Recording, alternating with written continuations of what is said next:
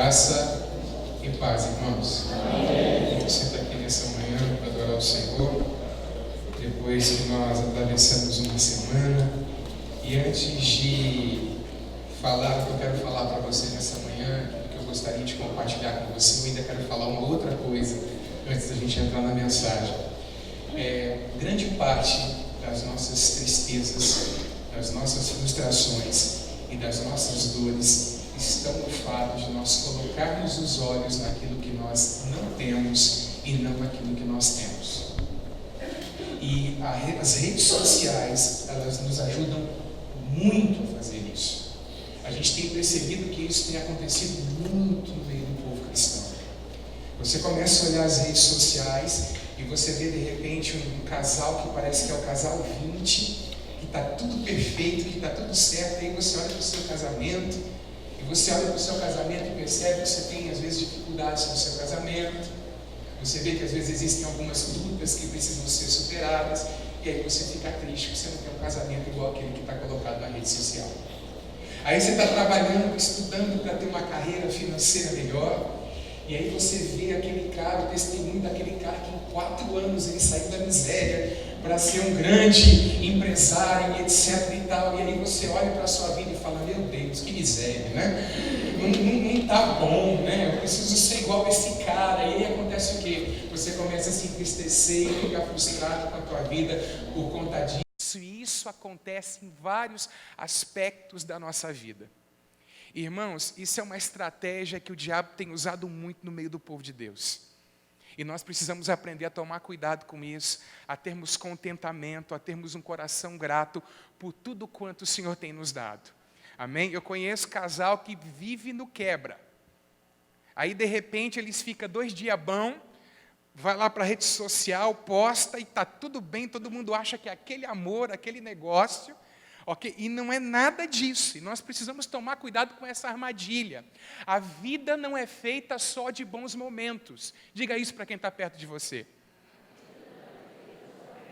Olha aqui, nós temos uma boa dose de momentos que não são tão bons assim, até porque Deus precisa trabalhar algumas coisas na nossa vida. Amém, queridos? Quem aqui gosta de futebol, levanta a mão. Quem aqui, depois que seu time joga, vai lá no YouTube e acessa os melhores momentos do jogo? Levanta a mão. Pois é, geralmente nos melhores momentos não aparece a canelada, não é verdade? Não aparece aquele chute que foi lá para o pau do escanteio, né? Não aparece essas coisas. Por que não aparece? Porque já está dizendo, melhores momentos. E o que vai para as redes sociais? Os melhores momentos. Você fica postando coisa ruim sua nas redes sociais. Ninguém faz isso. Amém? E às vezes nós estamos ficando deprimidos e entristecidos com algo que a gente não precisa ficar deprimido e entristecido. Amados, você tem Jesus, e quem tem Jesus tem tudo. É isso que a gente precisa entender. Quem tem Jesus tem tudo. E nós temos razões para sermos o povo mais feliz da terra. Porque quando a nossa vida terminar aqui, e os nossos olhos se fecharem aqui, os nossos olhos se abrirão na Nova Jerusalém, na presença do Senhor. Amém? Então olha para o seu irmão e fala, foca no lugar certo. Vamos lá? Abra a tua Bíblia na Grande Comissão, no texto da Grande Comissão, Mateus 28, versículos 19 e 20. Antes disso, deixa eu fazer uma pergunta. Quantos estão na condição de nos visitar pela primeira vez hoje? Levante a mão, deixa eu ver. Amém, sejam bem-vindos. Há mais alguém? Bem-vindos. Eu queria que você ficasse só por um instante com a mão levantada. A gente quer entregar uma lembrança da igreja para você, que é uma caneta. Ok? Junto com essa caneta há um formulário que você pode preencher, se desejar, e entregar para um diácono aí no final do culto. Ok? Você também que veio e não pegou isso aqui, também levanta a mão que a gente quer entregar para você. De repente você veio num culto que a gente não fez. Alguém nessa condição? Aqui, tem mais um casal aqui, por favor, Nivaldo. Isso. Nivaldo da Nana. Vamos lá. Silêncio em tempos de boas novas. Vamos orar, queridos. Pai, nós estamos diante do Senhor nessa manhã, agradecidos pela oportunidade que o Senhor nos dá de cultuar o Senhor. Nós entregamos esse momento na Tua presença, orando para que o Teu Espírito Santo fale com a igreja. Ó Espírito de Deus, revela Jesus, revela os teus propósitos para nós nessa manhã, Senhor. Deus, quebra toda barreira, toda oposição espiritual que se levanta contra a pregação da Tua palavra no nome de Jesus e leva o nosso coração cativo aos Teus desejos e à Tua vontade para a nossa vida, em nome de Jesus, amém e amém. Silêncio em tempo de boas novas, em tempos de boas novas, é o tema da mensagem nessa manhã. Ok, vamos lá, Mateus 28, 19 e 20. Isabela, me ajuda aí, eu não vou ficar com esse negócio aqui não. Por favor, vamos lá. Portanto, vão e façam discípulos de todas as nações, batizando-os em nome do Pai, do Filho e do Espírito Santo, ensinando-os a guardar todas as coisas que tenho ordenado a vocês, e eis que estou com vocês todos os dias até o fim dos tempos. Segundo livro dos Reis, capítulo 7, versículo 9, por favor. Segundo livro dos Reis, capítulo 7, versículo de número 9. Tem um som ambiente aqui hoje? Me ajuda aí, irmão. Disciplina seu celular aí, por favor. Segundo livro dos Reis, 7, versículo 9. Em um tempo de muita fome, alguns leprosos encontraram comida e muita coisa boa. E aí então, um disse para o outro, aliás, uns disseram para os outros, né? Não é certo o que estamos fazendo. Este dia é um dia de boas notícias e nós nos calamos. Se esperarmos até a luz da manhã, seremos tidos por culpados. Vamos agora mesmo anunciar isto no palácio real. Vamos ler todos juntos? Vamos lá? Então disseram uns aos outros, não é certo o que estamos fazendo. Este dia é um dia de boas notícias e nós nos calamos. Se esperarmos até a luz da manhã, seremos tidos por culpados. Vamos agora mesmo anunciar isto no palácio real. Irmãos, todos nós conhecemos aquele primeiro texto que nós lemos aqui, alguns sabem esse texto de cor. E como a gente tem dito aqui em alguns momentos, muitas vezes o nosso problema não é falta de conhecimento. O nosso problema é deixar de colocar em prática aquilo que nós conhecemos. O texto aqui fala a respeito de que era um dia de boas notícias, esses leprosos falavam uns para os outros. E nós vivemos um tempo, biblicamente falando, um dia, biblicamente falando, que é um dia de graça, é um dia de boas notícias, é um dia que nós devemos aproveitar para dizer aos homens que Jesus veio, morreu pelos pecados, ressuscitou o terceiro dia, e que todo aquele que acredita e coloca a sua fé em Jesus Cristo, então, essa pessoa é salva. Só que muitas vezes, como igreja, nós temos omitido a boa notícia. É por isso que alguns têm dito assim que o texto que é o texto da grande comissão poderia muito bem ser chamado de o texto da grande omissão, porque a igreja não tem arregaçado as mangas e não tem ido ao mundo para falar a respeito do amor de Deus e do Senhor Jesus Cristo. Nós estamos nas escolas, nós estamos em empresas, nós estamos em universidades, nós estamos nas ruas, no dia a dia, em repartições públicas, mas é como se nós não estivéssemos lá. Notícias ruins nós semeamos com muita facilidade. A boa notícia do Evangelho, às vezes nós não semeamos, nós as omitimos. E nós temos nos tornado, como igreja, uma comunidade que a gente pode então muito bem chamar de comunidade retirada. A gente vê uma figura aqui de um homem dentro do quê? Não é um campo de força, você está assistindo muito filme de super-herói. Ele está dentro de uma bolha. E muitas vezes as nossas práticas de igreja são práticas assim. Nós estamos dentro de uma bolha, fechados no nosso mundo e não atentando para os desafios que se apresentam diante de nós no nosso tempo. Nós não dialogamos a respeito desses desafios. Nós não nos manifestamos nas redes sociais a respeito deles. Nós temos nos tornado uma comunidade retirada, ao invés de sermos uma comunidade que está salgando e que está influenciando este mundo. Nós não temos pensado acerca de alguns assuntos. Quer ver só? Por favor, Isa, troca de tela. Existem duas questões muito presentes no nosso mundo.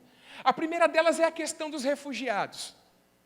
E nós vemos, por exemplo, hoje nas redes sociais, um grande movimento de pessoas. Não, tem que fechar as fronteiras, não tem que deixar esse povo entrar, porque se sabe que, infelizmente, infiltrado no meio, vem também terrorista, gente de má índole e tantas coisas. Sou a favor de colocar regras, mas é um problema sobre o qual nós precisamos conversar, e nós precisamos pensar. Porventura, esse movimento de pessoas não se dá pelo fato de nós, como igreja, não estarmos indo até elas para falar a respeito do amor de Deus, para falarmos a respeito do Evangelho, para contarmos as boas notícias a eles? É aquela história, não é verdade? Se Maomé não vai à montanha, a montanha vai a Maomé, e nesse caso Maomé tem chegado aqui onde nós estamos, para que nós anunciemos o Evangelho. Em uma viagem no ano de 2015, eu tive a oportunidade de visitar um campo de refugiados em Hamburgo, na Alemanha. E também tive a oportunidade de conhecer um iraniano que havia se convertido em uma igreja lá, na cidade de Hamburgo. Esse movimento de pessoas, que tem trazido muitas pessoas, tem feito com que pessoas abram o seu coração e ouçam falar do amor de Deus. E nós temos uma tarefa, amém, queridos? Nós somos uma comunidade levantada por Deus com dois propósitos: a adoração, e isso geralmente nós fazemos, pelo menos uma vez por semana, no domingo, não é? Da adoração pública, eu estou me referindo agora, mas nós também temos uma missão dada pelo Senhor, e nós precisamos pensar a respeito dessas coisas que se nos apresentam. Você quer ver só uma outra questão? Por favor, Isa. A questão da adoção de crianças por casais homoafetivos. Nós temos visto nos nossos dias um grande movimento. Não, não pode. Não, não deve fazer isso. E desce a lenha. Grandes apologistas se levantam. Grandes pessoas falam dos males que isso pode trazer para a vida de uma criança. No entanto, quantos casais cristãos que não têm filhos têm se aberto para a adoção de crianças? Quantos de nós, como igreja, temos investido em orfanatos que acolhem essas crianças que não têm pais? São questões que nós precisamos pensar. E a gente vai acionando, a gente vai levantando problemas. Mas, amados, Deus não quer que nós levantemos problemas. Deus quer que nós, como igreja, sejamos solução. Sal e luz. Essa semana um pastor postou um negócio muito interessante nas redes sociais. A Isa vai dar um toque aí, o pastor Anderson Silva. Eu sou o Lima, ele é o Silva. Ele disse assim: uma ala relevante da igreja é contra a adoção por casais homoafetivos. Esses dias, tive que lidar com esse barulho vindo de um gay. Ok, adotaremos apenas aqueles que os cristãos não adotarem. E aí ele escreve: chegou o tempo de alinharmos discurso e prática. Nós temos problemas aos quais nós precisamos conversar e fazer alguma coisa a respeito.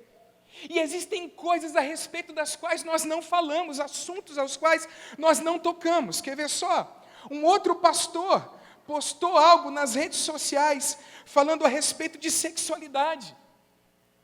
Assuntos sobre os quais a igreja não fala nos dias de hoje. Falar de sexo dentro da igreja, o sangue de Jesus tem poder. Até parece que o sexo é do diabo. E na verdade a gente tem pego ele, entregado para o diabo. Quando a gente adota um tipo de comportamento assim, quando não se quer falar de sexo, o melhor a fazer é pintá-lo com as cores do inferno e dizer que a presença de Deus não o suporta. Deus não quer que nós sejamos uma comunidade retirada, irmãos.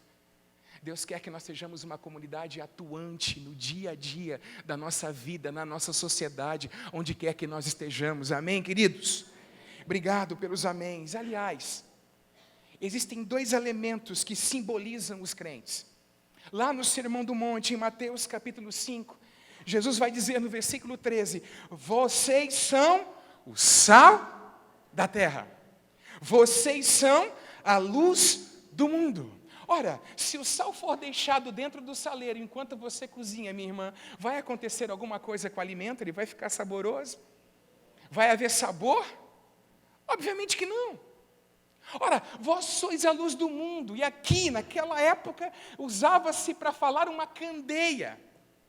Algo que você enchia de óleo, de combustível, você acendia e você deveria colocar num lugar específico da casa para que então trouxesse luz. E aí Jesus vai, no Sermão do Monte, falar a respeito de pessoas, né, que acendem a candeia, se acendessem a candeia e colocassem sobre a cama, ou se acendessem a candeia e colocassem sobre uma vasilha, não traria luz. E muitas vezes nós temos sido, infelizmente, irmãos, silêncio, ao invés de boas novas. E aqui eu quero conversar com os irmãos sobre alguns obstáculos ao nosso testemunho. E nós precisamos analisar nossa vida para ver se isso tem sido um obstáculo para nós. Em primeiro lugar, sal sem sabor. E o que é o sal sem sabor? Alguém utilizaria sal sem sabor? Obviamente que não. Lá no templo, quando o sal perdia o sabor, aquelas pessoas que eram responsáveis pelo culto pegavam o sal e lançavam nas escadarias do templo ou em volta do templo. Então os homens, quando iam para a adoração, eles pisavam em cima daquele sal. Jesus disse, olha, o sal quando perde o sabor, para nada mais presta, a não ser para ser o quê? Pisado pelos homens. Isso aqui fala a respeito de assimilação. Nós estamos inseridos no mundo, irmãos, mas nós não nos aculturamos ao mundo. Quantos entendem o que eu estou falando? Nós não temos uma vida parecida com aquele que está nesse mundo, porque nós somos chamados por Deus para já hoje viver os valores e a ética do reino vindouro, do reino que há de vir, que será trazido por Jesus na sua vinda. Sal sem sabor é a pessoa que perdeu o seu testemunho. É o cristão que quando você olha para a vida dele, olha para a vida de alguém que não tem Cristo, é a mesma coisa, não tem diferença nenhuma. E esse sal sem sabor tem se tornado um obstáculo para o testemunho. Em segundo lugar, candeias debaixo de poltronas. Alguém vai dizer, mas pastor, não está errado esse negócio não teria que ser debaixo de uma vasilha, ou debaixo de um alqueire, ou debaixo de uma cama. Não, essa aqui é a versão moderna para o nosso tempo. Candeia debaixo de poltrona. Porque poltrona é o lugar onde nós nos acomodamos. Já tem tanta gente fazendo. Eu ligo a minha TV, tem alguém lá falando do Evangelho.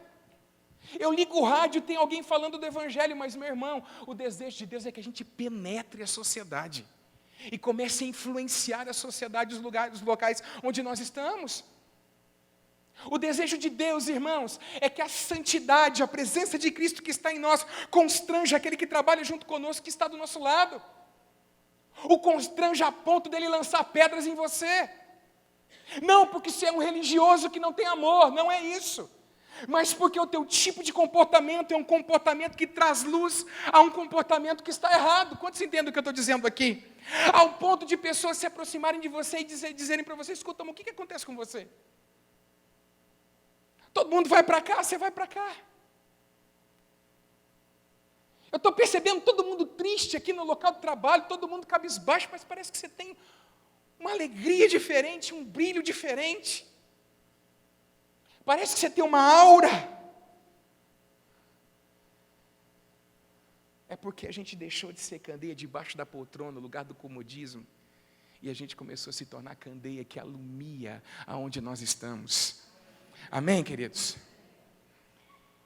Terceiro lugar, escândalos são obstáculo ao testemunho.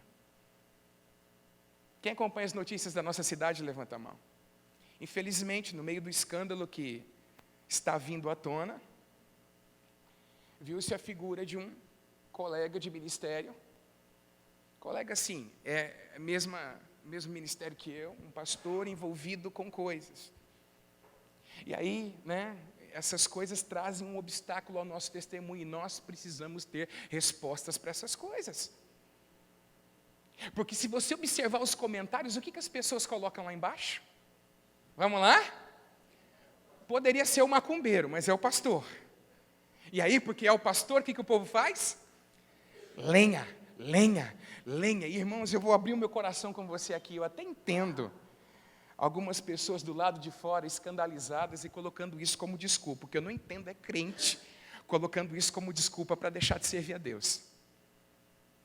Porque o escândalo deveria fazer a gente correr para os pés do Senhor Porque a gente é feito do mesmo material que aquele que caiu. Amém? Não estou justificando. Erros são erros e têm consequências. Eu só estou dizendo que fazia a gente se chegar mais perto, deveria fazer a gente se chegar mais perto do Senhor e não correr do Senhor. Não correr da presença de Deus. Quantos entendem o que eu estou dizendo aqui nessa manhã? Mas os escândalos são um obstáculo, é verdade. Número 4. A apostasia dos finais dos tempos. E parece que quando uma coisa sai na internet, começa a sair um monte, uma atrás da outra, né? Há 2 exemplos aí, recentes, de pastor, um de um pastor e outro de um ministro de louvor, que veio à tona e disse que estavam abandonando a fé em Jesus Cristo, não queriam mais saber de seguir a Jesus Cristo. Joshua Harris, pastor, que ficou famosíssimo ao escrever o livro Eu Disse Adeus ao Namoro, algumas semanas atrás vem a público e diz o seguinte: estou me divorciando da minha esposa, mas está tudo bem entre a gente, eu não sei como é que acontece isso, mas ele diz que está, estou divorciando da minha esposa, e eu estou deixando a fé em Jesus Cristo. E o outro, um ministro de louvor, deixa eu ler o nome dele aqui, da Hillsong, Marty Sampson, um dos principais compositores e dirigentes de louvor da Hillsong, também veio a público e disse: eu estou abandonando a fé, estou deixando a fé cristã. E ele coloca um monte de coisas que ele observou e viu a respeito da fé cristã, coisas com as quais nós lutamos já há muito tempo. E a gente se esquece, irmãos, que a palavra profética fala para nós que a apostasia é um negócio que seria visto no final dos tempos. Eu assisti um filme essa semana que alguém havia me indicado. O nome do filme é A Origem. O filme, o ator principal do filme é Leonardo DiCaprio, e ele representa um ladrão chamado Don Cobb. E ele é um ladrão que entra no inconsciente das pessoas para roubar informações. E aí ele recebe uma outra missão no filme. Ele tem que entrar no inconsciente de um empresário para plantar uma ideia no inconsciente desse empresário, para que ele tome uma decisão de acordo com aquele que o contratou queria que tomasse. E aí então ele vai no consciente para plantar aquela ideia. E o diabo tem feito muitas viagens na mente de pessoas, plantando ideias contrárias ao Evangelho e contrárias à palavra de Deus. E alguns de nós, para usar a linguagem que um irmão em Cristo usava, a gente se fantasia de minhoca e entra no galinheiro para tomar bicada. Não tem estrutura e vai ler algumas coisas. Não tem estrutura e se afunda ouvindo certas pessoas que são instrumentos de Satanás e que semeiam ideias e palavras que nasceram no inferno. Espíritos enganadores os usam. E a gente está lá, ouvindo, até que seja semeada uma ideia. E a partir daquela ideia, a apostasia vai crescendo dentro do coração. A gente precisa tomar cuidado com esse tipo de coisa, amém, irmãos? E entender que nós vivemos tempos em que alguns voltarão as costas para o Senhor e abandonarão a fé. E isso deveria fazer a gente o quê? Subir a nossa guarda e anunciarmos com mais força ainda. Olha, a palavra profética está se cumprindo. Jesus falou a respeito disso. Os apóstolos falaram a respeito disso. A palavra inspirada de Deus é a verdade. Vamos ver 2 versículos bíblicos aí? 1 Timóteo 4:1, ora, o Espírito afirma expressamente que nos últimos tempos alguns apostatarão da fé por obedecerem a espíritos enganadores e a ensinos de demônios. Há uma luta espiritual, há uma batalha espiritual. Outro versículo, por favor. Irmãos, no que diz respeito à vinda de nosso Senhor Jesus Cristo e à nossa reunião com Ele, pedimos que vocês não se deixem demover facilmente de seu modo de pensar, nem fiquem perturbados, quer por epístola, quer por palavra, quer por carta, como se procedesse de nós, dando a entender que o dia do Senhor já chegou. Ninguém de modo nenhum os engane, porque isso não acontecerá sem que primeiro venha a apostasia, o abandono da fé, a deserção da fé. Isso é o que significa a palavra apostasia. É estar longe. Todas essas coisas são obstáculos, sim, mas nós precisamos levantar e anunciar o Evangelho do Reino de Deus. Amém, queridos? Agora, é verdade que há um preço por ser testemunha. Quem aqui já percebeu que há um preço por ser testemunha? Você está quietinho, está tudo bem, manifesta para ver. Se levanta para apoiar os valores do reino de Deus. Você vai tomar pedrada, vai tomar. Porque você está produzindo fruto. Eu me lembro, alguns anos atrás, passando pela... Como é que chama aquela avenida que passa do lado do Ivo Tosi? É Fundadores? Não, do Ivo Tosi, é mais para cá, é Fundadores. Passando pela Fundadores, eu vi alguns moleques mas judiando um pé de goiaba, gente. Ele jogava pau no pé de goiaba, jogava pedra no pau de goiaba. Por quê? Quando a gente começa a dar fruta, a gente leva pedrada. Isso faz parte. Jesus falou a respeito disso ou não falou a respeito disso? Em Mateus capítulo 10, versículo 16, ele diz assim: eis que eu os envio como ovelhas para o meio de lobos. Portanto, sejam prudentes como as serpentes e simples como as pombas. Ele fala a respeito disso no texto. Ele diz que quando nós nos levantamos como uma testemunha de fato do Senhor, nós vamos enfrentar aquilo que Alexandre Harvard chamou de martírio do cotidiano. Todo mundo morre por causa da fé em Cristo? Deixa eu perguntar de novo. Todo mundo morre por causa da fé em Cristo? Não! Alguns experimentam outro tipo de martírio, que é o martírio do cotidiano. Você se levanta para falar a verdade, pedra. Você se levanta para anunciar o reino de Deus, paulada. Isso faz parte, irmãos, do dia a dia da vida de um cristão. Todo aquele que quiser servir piamente a Jesus Cristo, escreveu o apóstolo Paulo, sob a inspiração do Espírito Santo, sofrerá perseguição. Há um preço a ser pago por conta disso. Amém, queridos? Agora, pastor, como a gente tem que testemunhar então? Porque há uma grande comissão, o Senhor já falou de coisas que nós não pensamos, o Senhor falou de obstáculos, o Senhor falou que há perigo sim, há um preço a ser pago por conta do testemunho. Agora, como é então que a gente deve testemunhar? Em primeiro lugar, nós devemos testemunhar respondendo perguntas. Abra sua Bíblia, por favor, em 1 de Pedro, capítulo 3, versículo 15. Você se lembra, você que é líder, que na nossa última reunião de liderança, nós falávamos do desafio de sermos igreja para dentro. É isso? Não. Nós falamos do desafio de ser igreja para fora.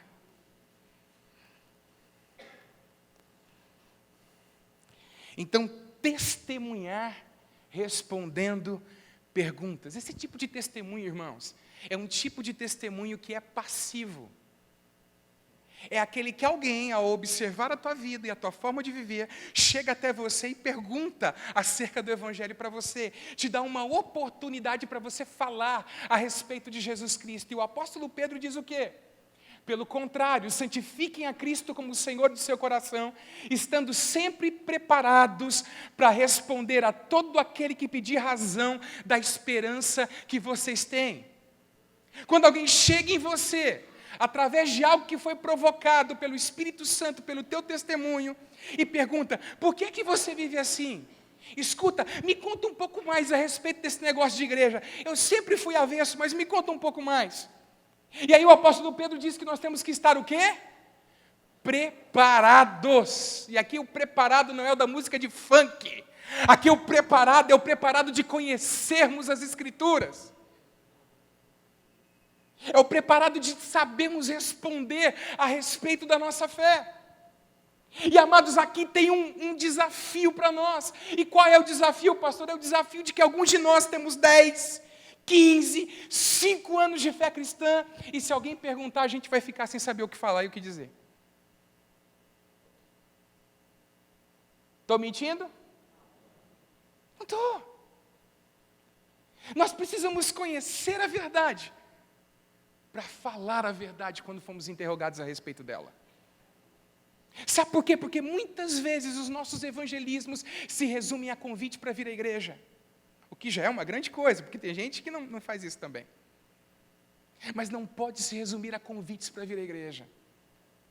Nós temos que ser cristãos que compartilham a fé que nós temos.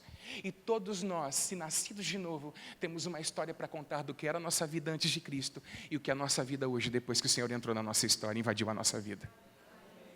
E graças a Deus que temos essa história para contar. Então, se alguém chega e pergunta para você, conheça alguns versículos básicos das Escrituras para você falar a respeito disso.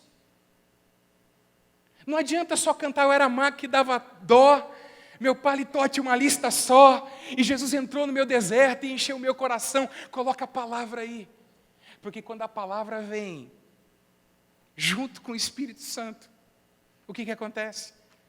As barreiras que os homens colocam vão sendo demolidas, amém? E a pessoa entende o Evangelho. Agora nós falamos a respeito de um testemunho passivo, há um testemunho que é um testemunho ativo. É aquele que intencionalmente, é aquilo que intencionalmente eu faço no dia a dia da nossa vida, tentando me conectar com pessoas, para a glória de Deus, para que então haja uma oportunidade de pregar o Evangelho para essa pessoa.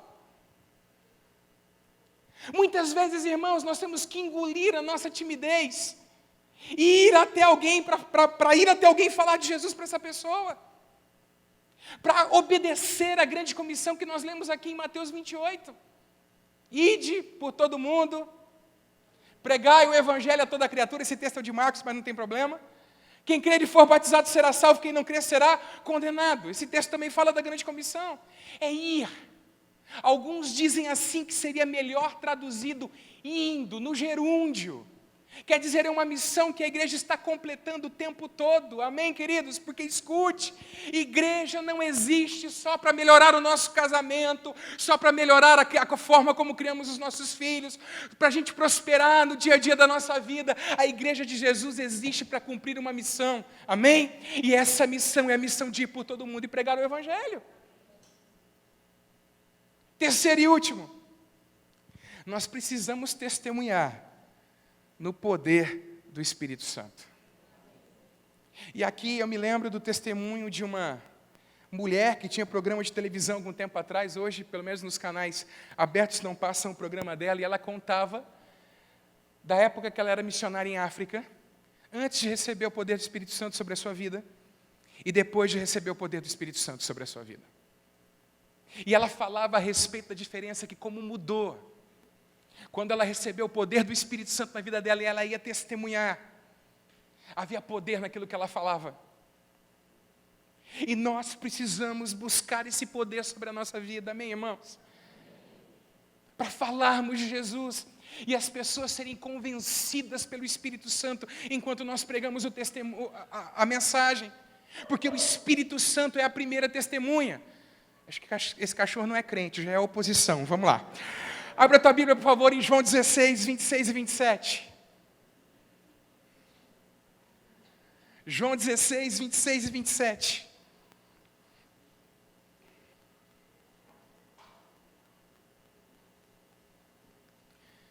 João 16, 26 e 27. Mas, pastor, se vai ser projetado, o que eu tenho que abrir? Ué, para você ficar bom de Bíblia. É por isso.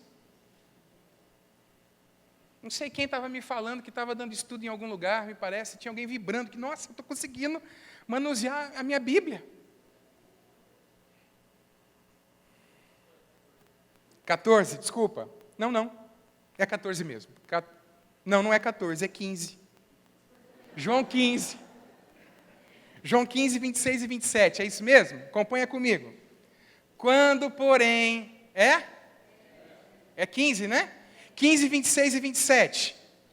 Quando, porém, vier o Consolador, que eu enviarei a vocês da parte do Pai, o Espírito da verdade que dele procede, esse dará testemunho de mim. Ora, o Espírito Santo, o Consolador, ele é a testemunha. E aí o versículo continua. E vocês também testemunharão. Nós só testemunhamos porque o Espírito Santo testemunha. E aqui eu acho fantástico. Quando a gente tem aquelas impressões no dia a dia da nossa vida, que Deus está nos levando a falar com alguém. De repente parece que vem aquilo dentro de nós, que a gente deve testemunhar para aquela pessoa, naquele momento, naquela exata hora. Isso muitas vezes é indicativo de que ele já foi na nossa frente. E Ele já está testemunhando, e nós precisamos então abrir na nossa boca e começar a testemunhar. Quantos entendem o que eu estou dizendo? E buscar esse revestimento de poder, irmãos, vai nos levar a falar de Jesus Cristo, porque isso traz alegria para dentro do nosso coração. Precisamos do Espírito Santo para testemunhar do poder dEle, porque é Ele que abre os olhos do pecador e faz o pecador compreender a necessidade que ele tem do Senhor. Quer ver só a dinâmica? Abra sua Bíblia em Mateus, por favor. Esse não vai ser projetado, tá? Você vai ter que abrir. Mateus 16.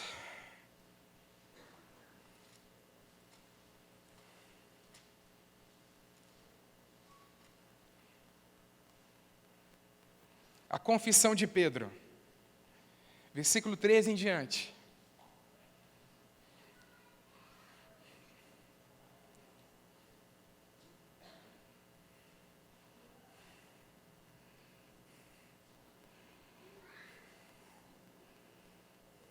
E chegando Jesus às partes de Cesareia de Filipe, interrogou seus discípulos, dizendo: quem dizem os homens ser o Filho do Homem?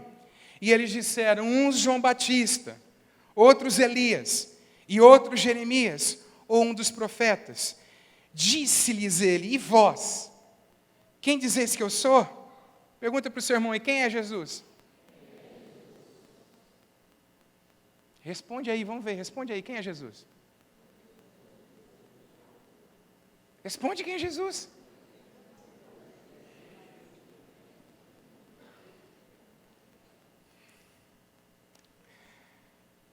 E Simão Pedro, respondendo, disse: tu és o Cristo, o Filho do Deus vivo. E Jesus respondendo disse-lhe: bem-aventurado és tu, Simão Barjonas, porque não foi carne ou sangue que te revelaram isso, mas meu Pai que está nos céus.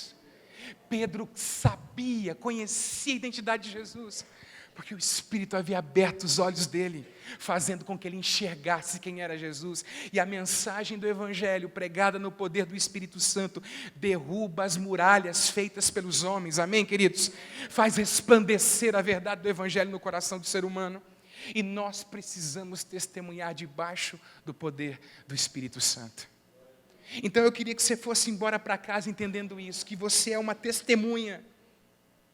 E que essa semana, ou quem sabe hoje, você já deveria assumir a sua posição e começar a falar de Jesus Cristo. Porque a melhor coisa que nós podemos fazer nessa terra, irmãos, é levarmos pessoas ao conhecimento da verdade do Evangelho de Jesus Cristo. Amém? Ser uma igreja que faz discípulos. Hoje, no final do culto, depois da ceia, nós vamos distribuir um questionário. Eu queria que você desse 5 minutos para responder esse questionário antes de você ir embora. Porque nós queremos começar a medir qual é a temperatura espiritual da nossa igreja. Nós queremos colocar o termômetro e ver de fato o quanto nós temos de discípulos de Jesus em nós e o quanto nós não temos. Por que isso, pastor? Porque nós queremos crescimento espiritual no nosso meio. Amém, irmãos? Que você chegue aqui, à medida que o tempo passe, de fato, a sua vida vai sendo transformada pelo Senhor. E nós queremos intencionalmente ser igreja e criarmos uma ambiência para que de fato isso aconteça. Ué, pastor, o senhor não falou aí que é o Espírito Santo que opera isso? É o Espírito Santo que opera isso. Mas nós podemos nos organizar como igreja. Amém, queridos? Para que Ele venha e utilize uma estrutura criada, um processo criado, para que o nome do Senhor seja glorificado. Queria que você ficasse de pé em nome de Jesus. E que você, com sinceridade, respondesse à pessoa que está do seu lado: há quanto tempo você não fala de Jesus para alguém? Vai, conversa aí. Avisa aos casais de namorados, né? Casados. Não é momento tananana, ok? É o momento da gente conversar sobre a pregação. Pergunte: há quanto tempo você não fala de Jesus para alguém?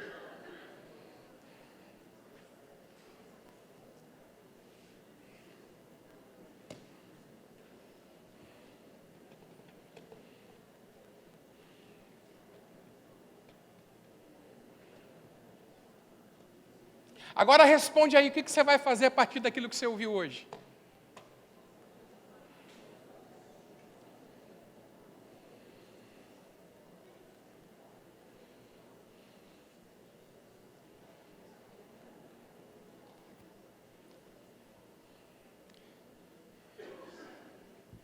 não vou fazer nada não, aí. Tem que fazer alguma coisa. Amados, o que fascina a gente, quando você estuda a história da igreja em Atos dos Apóstolos, principalmente quando você vê o surgimento de uma igreja, que mais tarde vai se tornar uma igreja que é um local de onde sai uma forma de interpretação das Escrituras, o método histórico-gramatical, é como a igreja de Antioquia nasceu. A igreja de Antioquia não nasceu porque um pastor foi lá pregar, porque um apóstolo foi lá pregar, não.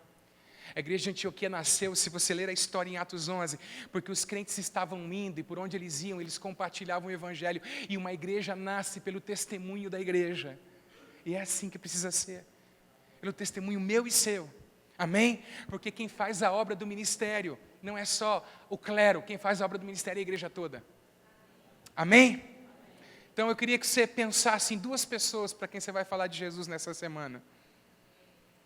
E que você não fizesse, esse é muito rio torto. Não, esse aqui, esse aqui. Não subestime o poder de Deus. Não subestime o poder de Deus. Porque às vezes é um cabra desse ou uma cabra fica feio. Uma mulher dessa. Que você vai semear a semente e vai nascer, brotar a semente do evangelho, porque lá tem muito esterco. Quantos entendem o que eu estou falando? Amém? Jesus veio para pecadores. 2 pessoas, pensa. Intercede por essa pessoa em nome de Jesus Cristo. E peça ao Senhor oportunidade para testemunhar de Jesus nessa manhã. Fale com o Senhor, deixa subir a tua oração diante do Senhor nessa hora.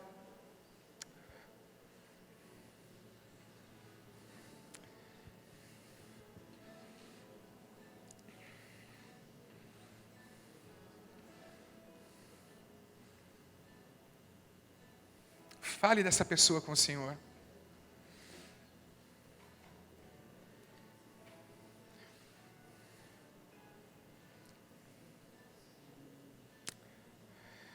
Nós não somos a comunidade retirada, irmãos.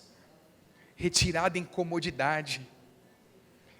Nós somos sal e luz.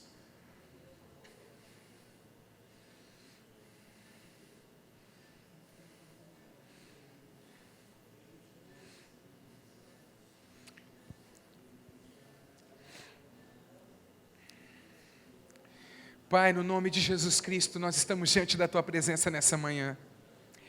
E rogamos ao Senhor para que o Teu Espírito Santo nos coloque em marcha. Rogamos ao Senhor para que o Teu poder seja liberado, seja dado ao Teu povo. Oramos para que o Senhor nos faça entender que a tarefa do evangelismo é a tarefa de cada um de nós, Senhor. Clamamos a Ti como igreja local pedindo, Senhor, dá-nos esse zelo evangelístico. Batiza-nos com esse zelo evangelístico, Senhor, em nome de Jesus Cristo. Que nós nos levantemos para fazer discípulos. Que nós nos levantemos, Senhor Deus amado, para ganhar vidas para o Teu reino. Através das respostas que damos no dia a dia. Respostas que nos são pedidas por conta do nosso testemunho de vida. E ativamente, Senhor, no poder do Espírito Santo. Rogamos pedindo essa graça sobre nós como igreja local, que a gente possa encarnar a missão, que a gente possa ter esse zelo que Jesus Cristo teve, de vir para este mundo, de comer a nossa comida, de beber a nossa bebida, de caminhar juntamente conosco, falando a respeito do reino dos céus e da vontade do Pai. Clamamos pedindo isso diante da Tua presença nessa manhã, Senhor, em nome de Jesus Cristo, para a glória do Teu nome. Amém e amém. Levante as suas mãos e diga: Pai, usa a minha vida, Senhor. Senhor, tira a luz debaixo da poltrona. Ajuda-me a testemunhar do Evangelho. Que o poder do Teu Espírito Santo desça sobre a minha vida. Que eu seja ungido com o Teu poder, Senhor, para anunciar o nome de Jesus, segundo é a Tua vontade, em nome de Jesus, amém